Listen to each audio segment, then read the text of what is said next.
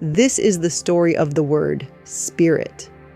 One word that tells of what existed before the world began, a spirit that descended into matter, and the tension, the pain of living within the boundaries of form, longing to be free, to become formless again.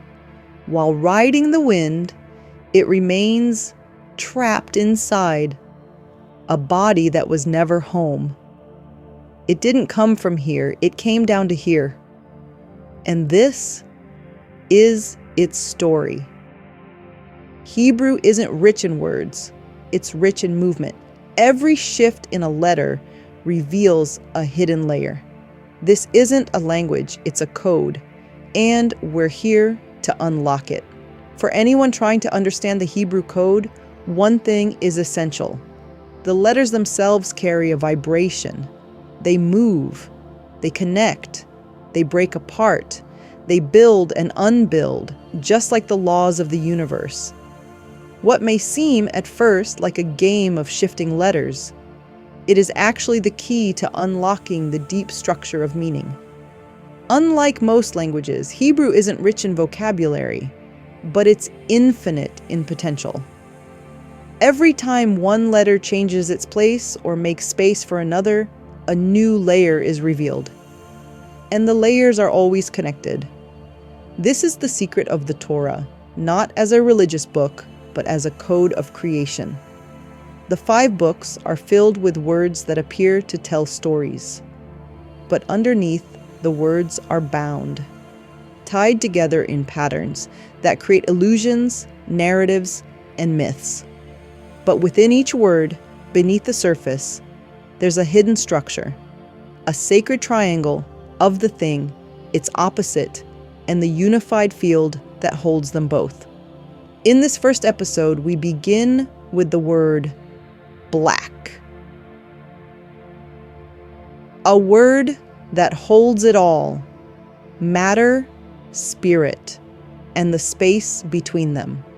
Like the word Torah, Shahor is not just a word, it's a code waiting to be cracked. To understand Hebrew, begin by reducing, not expanding, condensing. Every word is a collapse of light into form. Take the word black, reduce it, cut through it, until only 2 letters remain. The letter that means life, force, impulse, the letter that holds everything, a net, a system, a tangle of meaning. Together they form a whole, an absence that holds potential, a wound that opens into space. Now reverse it, and you get spirit. This is the Hebrew move, from compression to expansion, from density to breadth. The combination first appears in Genesis, and the Spirit of God hovered over the face of the waters. That Spirit didn't just hover, it searched for a vessel, and it found one. His name, Esau, the firstborn, red, hairy, a hunter, tangible, bodily. He is not the Spirit, he is where the Spirit enters, where it takes form, where it becomes flesh. The Spirit enters through Esau, through the field, through the red, through the real. This is the story of spirit turning into matter and hiding in names we thought we knew. But long before Esau, there was a force called the Horite, an ancient people, a prelude. They appear only in genealogies. No battles, no prophecies, just names. Each chief, a local sovereign. Each name, a fossil buried in the text. They lived in Mount Seir before Edom, their land, all stone and silence, a mountainous region in the deep south. Their root meaning hints at holes, caves, cracks in the earth. They were a people of thresholds, wild, nomadic, living inside rock, between the visible and the hidden. They came before structure, before story. They had no kings, only chiefs. No law, only names. The Horite is a symbol, a memory, a layer beneath the story, a silent witness to what was and to what returns. This is an elusive force, one that hides in shadow. It comes up again today, through Christianity morphing into Islam. Esau, Jesus, Ishmael. They all share the same root, a hidden force, revealed through names, through stones, through silence. The Horite doesn't fight or speak.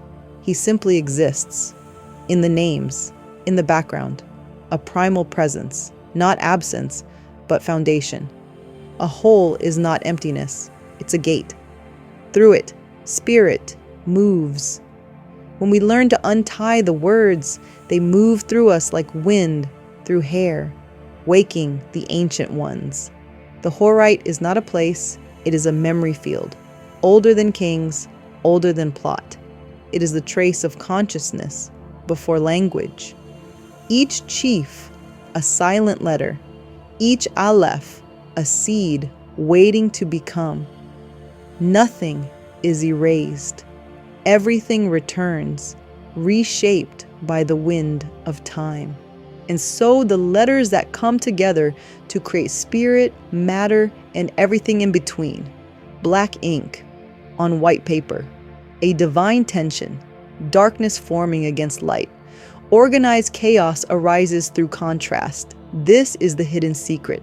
Spirit cannot descend unless it has matter to rest upon. It needs a background. It needs a body. Without it, it remains a ghost. Maybe that's why, when the early church encountered Hillel ben Shachar, it couldn't grasp the paradox. It translated him as Lucifer, the fallen angel. Isaiah 14, verses 12 to 15, it talks about the fall of Lucifer. How you are fallen from heaven, O Lucifer, son of the morning. How you are cut down to the ground. You who weakened the nations, for you have said in your heart, I will ascend into heaven. I will exalt my throne above the stars of God. I will also sit on the mount of the congregation, of the north. I will ascend above the heights, I will be like the Most High. Yet you shall be Sheol, to the lowest depths of the pit. But Hillel was never the enemy. He was a phase, a step in the descent of spirit into flesh. He was Shachar, the dark light of dawn, the seeker, the spark that pierces the night. Shachar in Hebrew means many things. The break of day, a cry for meaning, a whisper rising in the dark. It's not an end. It's a beginning. It's when the spirit begins its journey down into the body. This is the mystery the church missed, that spirit doesn't rise above matter. It rides it, like a rider on a donkey, like breath riding form, like fire riding sacrifice. Hillel wasn't cast out, he descended, not to be punished, but to fulfill, to bring light into clay. And why is the donkey white? Because this is the inversion, the full cycle. In a world made of opposites, light comes from dark and dark from light. White is completion. It is matter refined until it becomes transparent to the spirit riding it. That's the donkey's secret. It's stubborn, but it carries. It bears the burden of matter all the way to the next gate. To understand Shachar, we must read the black on white, not erasing matter, but sanctifying it. The story doesn't end in darkness. It begins there and rides forward, all the way to the light. Before I leave you alone with the letters and the words, here are a few points to remember as you watch the screen and see what else the letters reveal. When we reduced it to the two letters that form the word spirit, and in reverse, whole, the connection became clear and explained itself. When we added the letter shin, the meanings multiplied. This is because shin is tied to physical existence. And within this existence, we live in a consciousness of letters, generating layers of meaning. Shin also whistles, literally echoing the sound of the wind entering through the hole. The root is connected to the four winds of the sky: north, south, east, and west. And when you add the four letters of the name YHWH to the root, watch what happens. Then follow the sequence where every letter of the alphabet joins the root. Notice also when the ending letter represents water, and the ending letter in Aramaic is called nun, fish, telling the story of descent into the world. In Hebrew, teva, nature, comes from litboa, to sink in water. Every step opens and reveals more. You can use this method to explore any pair of Hebrew letters. If you've stayed with me until now, you've probably begun to follow the chain of ideas hidden inside the words, or at least part of it. Watching again will help you see more and go deeper. Some points are hard to put on screen, and this is an endless investigation with many layers. There's always more to find. In general, words describe reality through the lens of past, present, and future, often in a concise way, sometimes limited by the element of choice built into creation. But when you know how to work with the letters, there's a clear sequence and a mirror of history. Ideas like the second coming code, the feminine force, freed from the endless cycle of biological renewal, moving into a new form of creation beyond the body, can be found at almost any point in this chain of words, from the contrast of black and white to the concept of Gog and Magog. The word Torah itself tells us that the story binds us, and only the untying or dismantling of the words will bring human freedom. In Hebrew, and in Semitic languages in general, some letters can be swapped and they reveal another layer of meaning. For example, in the word for black, the letter shin, linked to this physical world and to words like teeth, sleep, repetition, and lie, can be replaced by the letter samek, which is tied to circular existence, a world stuck on repeat. That change gives a precise description of the place where matter is trapped. Commerce, trade, the idea that everything eventually becomes merchandise, a product to be sold. And in the same word, it's called stench, like any substance before it fully breaks down. Physical matter itself is not seen as bad.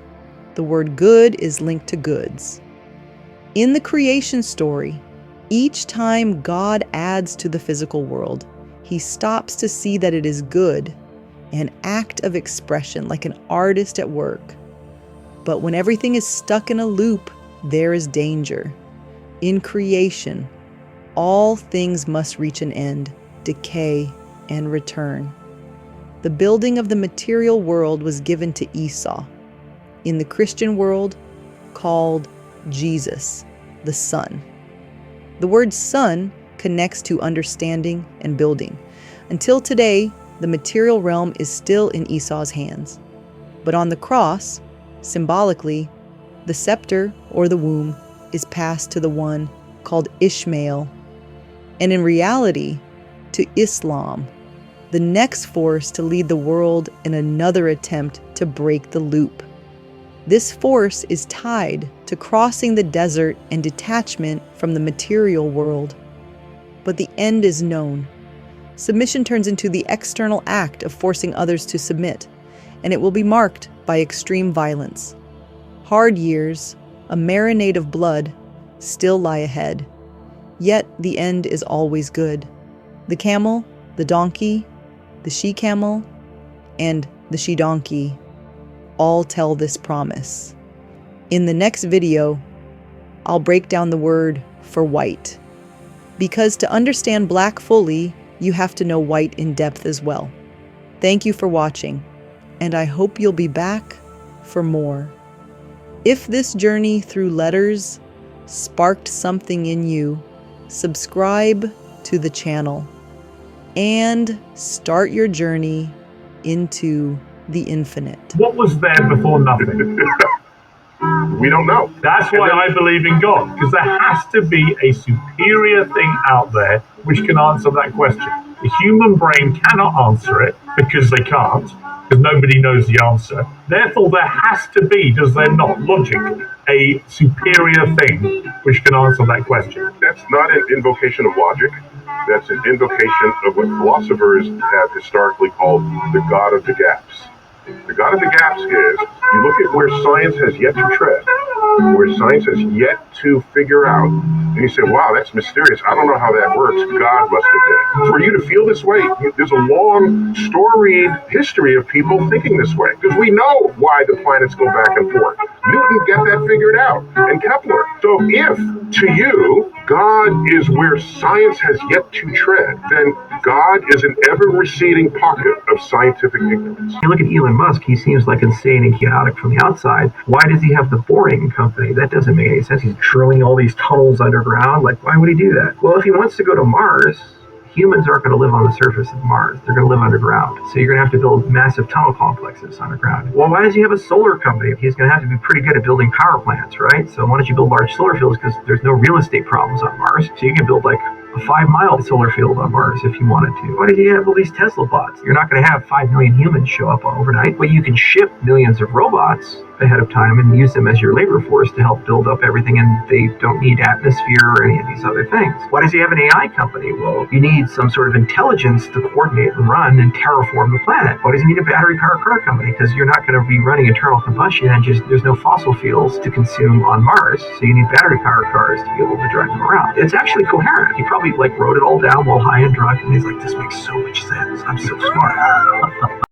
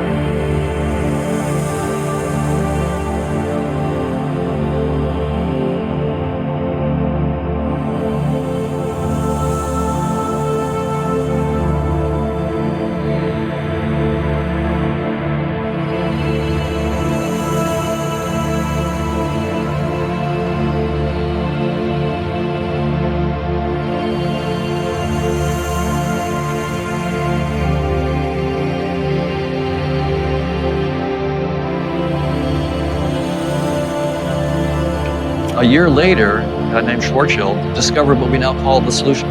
That's called black holes. And Einstein didn't know about black holes. He didn't like it. The key thing was, you can be as smart as Einstein and be so smart. The field equations of general relativity.